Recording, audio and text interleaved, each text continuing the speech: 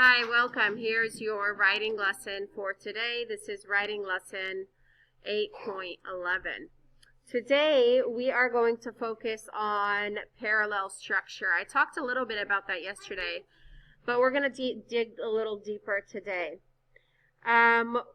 When we use parallel structure in our writing, we write sentences with the same kind of structure. Today we're going to add vocabulary terms in our lists.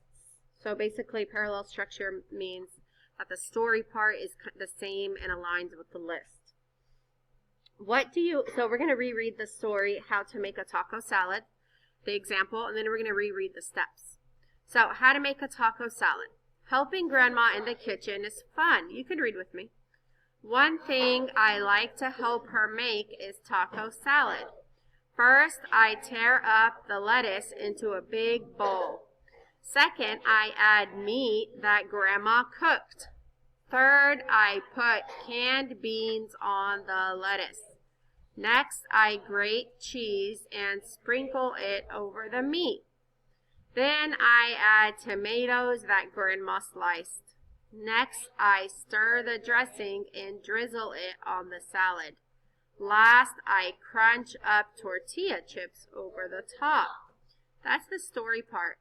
Then you have to make a list. How to make taco salad. Let's read this together. 1.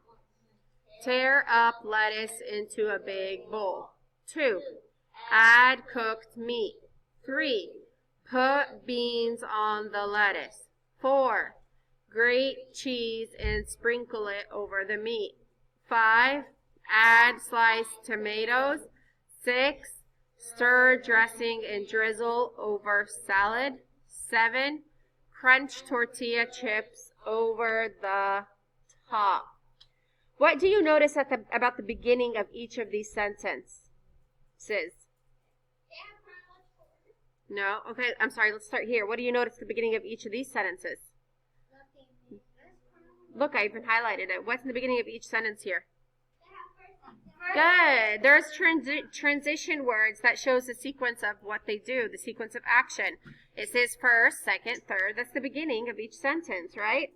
Most of the sentences begin with a time order word. Let's look at the first two sentences. First, I tear up lettuce into a big bowl. Second, I add meat that Grandma cooked. Each sentence says who is doing the action. Then it tells what the narrator does. The action verbs are tear and add. A verb is what? Verb, something that you do. An action verb is something that you're doing. Okay? So, tear and add are action verbs. Then it says, using parallel structure makes it easier for the reader to understand the steps. What parallel structure do you see in the list form? What is the first word in each sentence? Tear, add, put, grate, add, stir, crunch. Those are all what? Good. No, they're action verbs, right? They're telling you what you should do. You should tear it, you should add it, you should put it, you should grate it, you should add it, you should stir it, you should crunch it. Those are all action verbs. They all start with action verbs. So what you're going to do is you are going to go back and make sure that your list all starts with action verbs.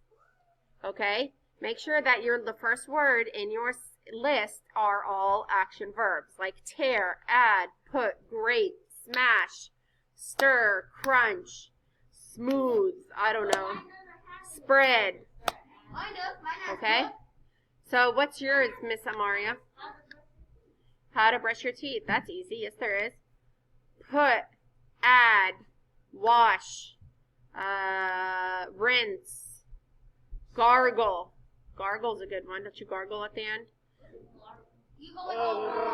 We talked about that in Saxon. Okay? So those are good action verbs. There's action verbs to every kind of steps of doing something. Yes, Leia? What is yours? I can't hear you. Okay, daily schedule in school. Yours is a schedule, so yours is just going to say what we're doing. So you can say work on math. That would be one.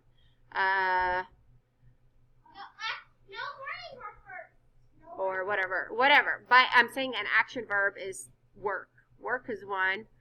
Write is one. Spell is one. Think of that one's going to be a little harder to think about, but try to think of action verbs to start it with, okay? All right, let's see. Why does time order action help the paragraphs? Okay, that's good. Why is it better to delete transition words and use numbers in verbs? Okay, that's good. All right, so that's basically all we're doing. I want you to go over your list and make sure that your list starts with an action verb. I also want to make sure that you go back and read your story part and make sure at the beginning of your story part there's a word that shows what order of what is happening, okay? You're also going to make sure that you're adding who is doing what, okay? So not everything is put the soap on, brush the dog, blah, blah, blah. No, you have to tell me who does what. Who does this part? Do you do this part? Does somebody else do this part? So when we revise, sometimes if it's really bad and you're scratching out way too much, then it's probably just better to rewrite it.